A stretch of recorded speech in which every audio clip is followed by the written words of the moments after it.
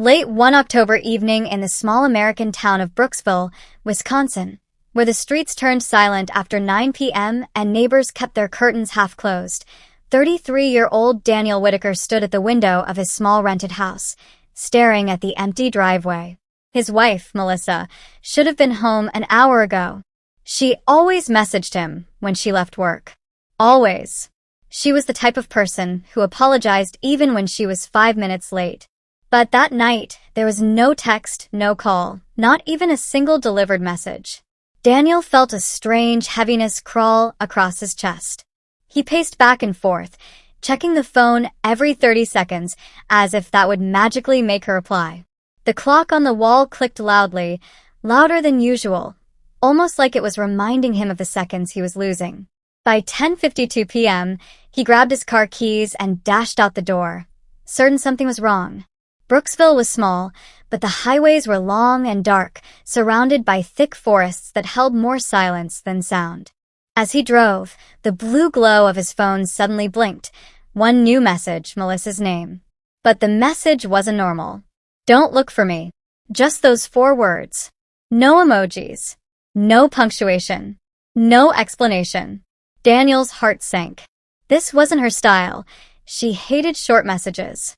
Her texts were full of warmth, full of unnecessary details, full of her personality.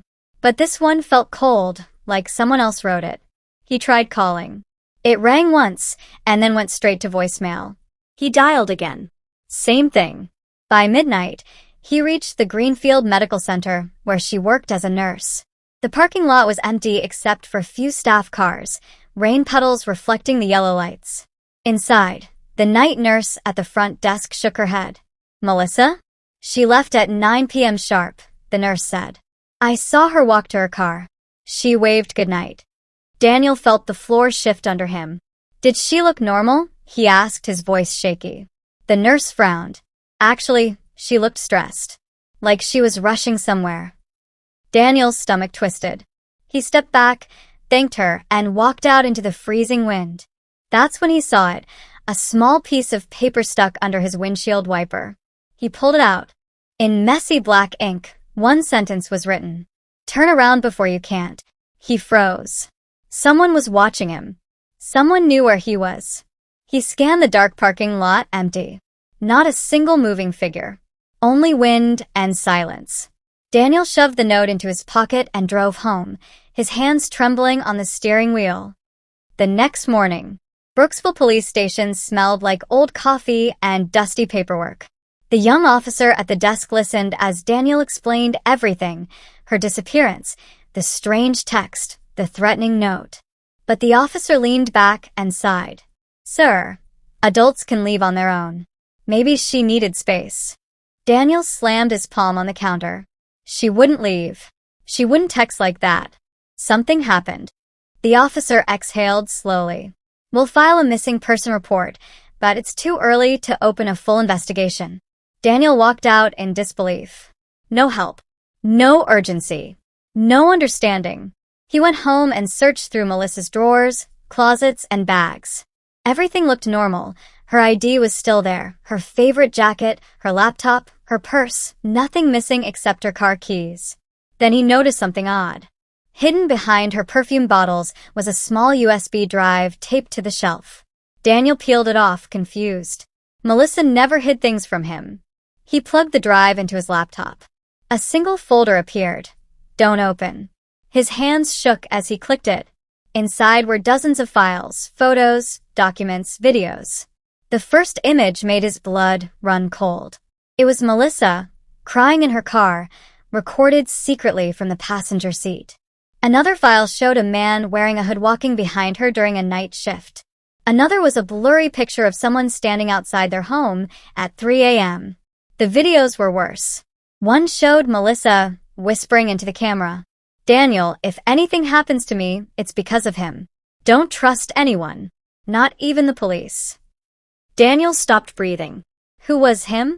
And why hadn't she told him? He clicked one more file. A confidential hospital document. Medication theft investigation. Lead suspect. Melissa Whitaker. Daniel's eyes widened. She was being framed. He knew her. She would never steal medication. She was the most honest person he knew. Suddenly, there was a loud knock on the door. Daniel jumped. He closed the laptop quickly and went to the window. A black SUV was parked outside. Two men in black jackets stood at his door. He didn't answer. He waited. After a full minute, they walked back to the SUV, got in, and slowly drove away. Daniel's pulse hammered. Who were they? How did they know he was home? He grabbed the USB and left through the back door, heading straight to the only person he trusted, Melissa's best friend, Julia, who lived across town. Julia's house. Julia opened the door in shock. Daniel? What's going on? You look like you've seen a ghost. He handed her the USB. Melissa left this. She's missing. Julia's face turned pale. She plugged the USB into her computer. After watching a few files, her hands flew to her mouth. Oh my God, she told me there was someone following her at work, but she didn't want to worry you. Daniel sank into a chair. Why didn't she tell me? Why hide this? Julia hesitated. Because she thought you'd try to protect her. She didn't want you to get hurt. A sharp pain stabbed Daniel's chest. Suddenly, Julia gasped. Wait, look at this. She opened a document showing hospital staff records. One name was highlighted. Dr. Raymond Keller, supervising physician. Daniel frowned. Who's that? Julia swallowed. He joined the hospital 6 months ago. Melissa said he made her uncomfortable. He always asked personal questions. He kept showing up where she was. Daniel clenched his jaw. He's behind this. Before Julia could respond, a rock smashed through her window. Both screamed. A note was tied to it. Daniel unfolded it. You're running out of time. Julia started crying. Daniel grabbed her hand. I need your car. Mine is being watched. She nodded quickly. He took her keys and drove straight toward Greenfield Medical Center again. He needed answers. The hospital. The hallways were half-lit and eerily quiet. He walked to the staff area and found Dr. Keller's office door slightly open. Inside, the lights were off. Daniel entered cautiously. The room smelled of disinfectant and something metallic. Papers were scattered everywhere. On the desk was a picture of Melissa with a red X drawn across it. Daniel felt pure rage burn through him. Then behind him, a voice said, I hoped you wouldn't come here. Daniel spun around. Dr. Keller stood at the door, smiling coldly. You should have listened to the messages, Keller said. She warned you. Daniel clenched his fists. Where is my wife? Keller stepped closer, lowering his voice. She got curious. She started looking into things she shouldn't have. Missing medication, missing patients, cases nobody noticed except her. Daniel's blood boiled. You're responsible. Keller tilted his head. People disappear all the time, especially when they threaten my work.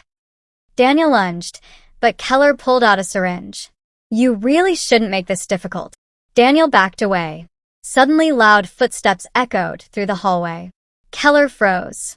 A woman's voice yelled, Daniel. He turned. Melissa. Alive. Holding her phone with the flashlight on. Keller's eyes widened. You were supposed to stay hidden. Melissa stepped forward. I recorded everything you said. The police are already on their way. Keller lunged at her, but Daniel tackled him. The syringe flew across the floor. Keller punched. Daniel fought back, slamming him against the desk. Melissa grabbed the syringe and threw it out the door.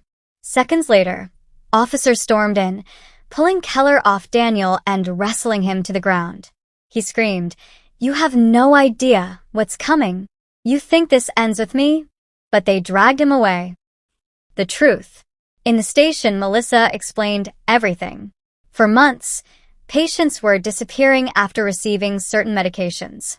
Melissa discovered Keller was falsifying medical records and stealing experimental drugs worth millions on the black market.